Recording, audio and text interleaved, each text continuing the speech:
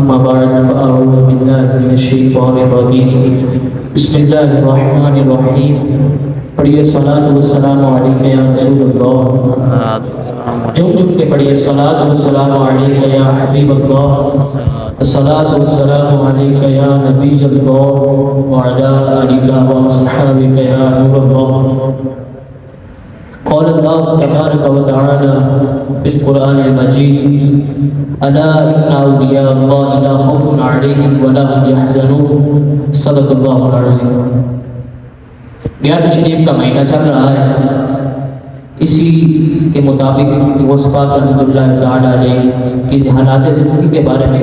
2 واقعات آپ کی نظر کروں گا۔ تاریخ اٹھا کر دیکھ لیں آپ کہ جس کو کوئی بھی مرتبہ ملا ہے، کوئی بھی مقام حاصل ہوا ہے، وہ ادب کی وجہ سے حاصل ہوا ہے۔ اور یہاں کی مصنفین کی اور جتنے ہمارے مدرسین ہیں اور جتنے بڑے بزرگ ہیں، ان کی تعریف کو آپ اگر اٹھا کر دیکھیں گے تو آپ کو یہی ملے گا کہ انہوں نے اپنے استاد کا اور اپنے والد کا اور اپنے سے جتنے بڑے تھے ان کا ادب کیا ہے، تو رب نے انہیں یہ مقام عطا فرمایا ہے۔ غوث پاک رحمۃ اللہ تعالیٰ علیہ نے آپ کو جو مرتبہ مقام ملا، آپ کو مادر ذات ولی تھے، لیکن آپ کا ادب کتنا تھا، آئیے اس روایت سے ملاحظہ کرتے ہیں۔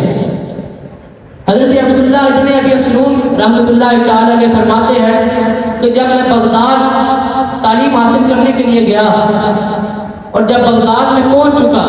وہاں پر میرا ایک ساتھی تھا،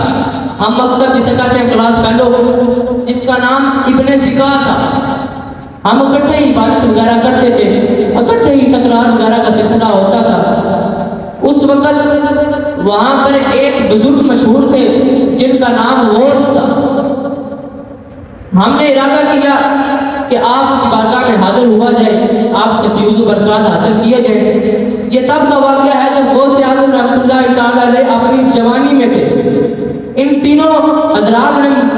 ارادہ کیا کہ ہم حضور کی بارگاہ میں حاضر ہوتے ہیں، حضرت کی بارگاہ میں حاضر ہوتے ہیں، آپ سے فیوز و برکات حاصل کرتے ہیں۔ جو ابن سکا تھا نا، وہ اپنے آپ کو ڈیڑھ ہوشیار سمجھتا تھا۔ آج کے دور میں بھی آپ دیکھتے ہوں گے کلاس فیلو میں کوئی ایسا طالب علم ہوگا جو استاد سے بھی جناب علی مذاق مسخریاں کرتا ہے۔ اساتذہ نے حضرت بیٹھے ہیں، بہت منع فرماتے ہیں کہ استاد کے ساتھ مذاق میں بھی جناب کوئی ایسی بات نہ نکل جائے جو کہ ادبی میں شمار ہو جائے، بندے کا مستقبل خراب ہو جاتا ہے۔ لیکن ابن سکا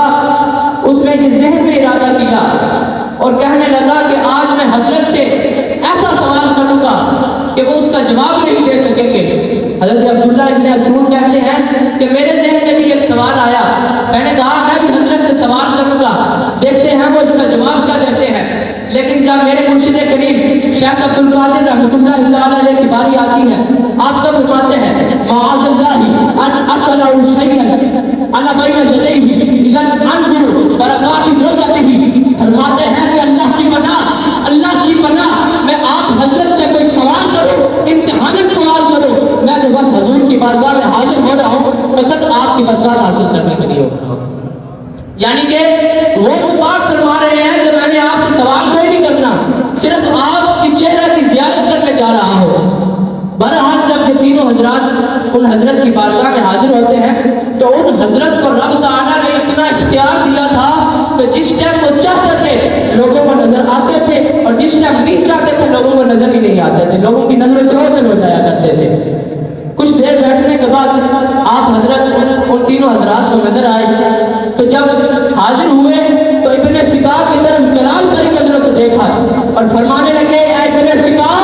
تم یہ کہہ رہے تھے کہ میں آج آپ سے ایسا سوال کروں گا جس کا وہ جواب نہیں دے سکیں گے، تو سنو یہ ہے تمہارا سوال اور یہ ہے تمہارا جواب، اور میں تمہارا مستقبل دے رہا ہوں۔ یہ میں ایک ولی کی بات کر رہا ہوں، نبی کے علم کی بات نہیں کر رہا، یہ ولی کا علم غیب ہے، نبی کا علم غیب کی بات نہیں کر رہا، ایک ولی کے علم کا آپ کو بتا رہا ہوں، نبی کے علم کا کیا مقام مرتبہ ہوگا۔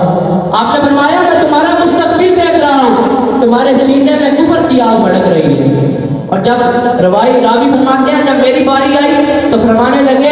کہ آپ بھی جو ہے دنیا کی نحوست میں نجاست میں مبتلا ہو جائیں گے، اور جب میرے مرشد کریم شیخ عبدالقادر جیلانی رحمۃ اللہ تعالی کی باری آتی ہے تو آپ کی طرف نظر رحمت فرماتے ہیں اور فرماتے ہیں عبدالقادر میں تمہارا بھی مستقبل دے رہا ہوں کہ تم ایک دن ممبر رسول پر بیٹھے ہوں گے،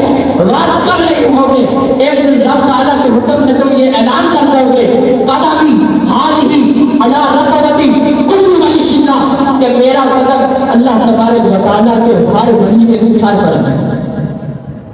جس کا ممبر ہو اولیاء کی گردنیں، اس قدم کی کرامت پہ لاکھوں سلام۔ یہ تھی میرے غوث پاک رحمۃ اللہ تعالی کا ادب۔ راوی فرماتے ہیں کہ وقت گزرتا گیا، جس طرح حضرت نے فرمایا تھا اسی طرح ہوا۔ جو ابن سقا تھا وہ بہت بڑا عالم بن گیا، بہت بڑا خطیب بن گیا، بہت بڑا مناظر بن گیا، عیسائیوں سے مناظرہ بھی کیا، مناظرہ بھی جیت گیا، لیکن آخر میں کیا ہوا ہے؟ عورت کے فتنے میں مبتلا ہو گیا۔ کسی عورت کا عاشق ہو جاتا ہے اور اس سے نکاح کرنے کے لیے عیسائیت کو اختیار کر لیتا ہے اور اس سے کلمہ بھی نصیب نہیں ہوتا اور کفر میں ایمان جاتا ہے۔ اور حضرت عبداللہ ابن ابی مسعود فرماتے ہیں اور جو ایک قاضی نے زبردستی وزیر اعظم بنا دیا، یعنی کہ خزانے کا جو وزیر ہوتا ہے وہ بنا دیا، اور میں جناب مال میں پھنس گیا۔ گویا کہ پتہ چلا کہ جو اللہ تبارک و تعالیٰ کے ولی ہوتے ہیں، اللہ تبارک و تعالیٰ کے قریب والے ہوتے ہیں، ان کے نزدیک دنیا کا مال و دولت ایک نجاست کے مثل ہوتے ہیں۔ حضرت یہ بابا جی علیہ رحمہ کے قرب میں رہتے تھے، ان کو پتہ ہوگا کہ بابا جی علیہ رحمہ جو میرے مرشد کریم بھی ہیں الحمدللہ، آپ کی بارگاہ میں جو نوٹ ہوتے تھے وہ اسٹیشو کی مانند ہوتے تھے، اس طرح جھگڑے ہوئے ہوتے تھے، کسی نے صاف ستھرے کر کے جناب اس طرح کر کے بابا جی نے اپنے جیب میں نہیں ڈالا، کیونکہ ان کی منزل یہ نوٹ نہیں تھی، انہوں نے اپنی محفلوں میں اپنے نعرے نہیں لگائے، انہوں نے فقط یا رسول اللہ کا ہی جناب جام لگا ہے۔ پھر آخر میں دیکھا کہ 4 سال گزرنے کو ہے، بابا جی علیہ رحمہ کا ذکر کم نہیں ہوتا، بلکہ ایسا ہوتا ہے کہ جس محفل میں بابا جی علیہ رحمہ کا ذکر نہ ہو سمجھتے ہیں کہ یہ سنیوں کی محفل ہی نہیں ہے۔ بہرحال یہ بتا رہا تھا کہ جو اولیاء اللہ ہوتے ہیں ان کے نزدیک دنیا کا مال و دولت ایک نجاست کی مثل ہوتا ہے۔ اور غوث پاک رحمۃ اللہ تعالی نے ایک دن ایسا آیا، راوی فرماتے ہیں کہ ایک دن ایسا آیا، آپ وعظ فرما رہے تھے، لوگوں کو نصیحت فرما رہے تھے، اور آپ نے اللہ تبارک و تعالیٰ کے حکم سے یہ اعلان فرما دیا قدمی ہادی علی رقبتی کل ولی اللہ، کہ میرا قدم اللہ تبارک و تعالیٰ کے ہر ولی کی گردن پر ہے۔ اللہ تبارک و تعالیٰ سے دعا ہے کہ ہمیں غوث پاک رحمۃ اللہ تعالیٰ کی تعلیمات پر عمل کرنے کی توفیق عطا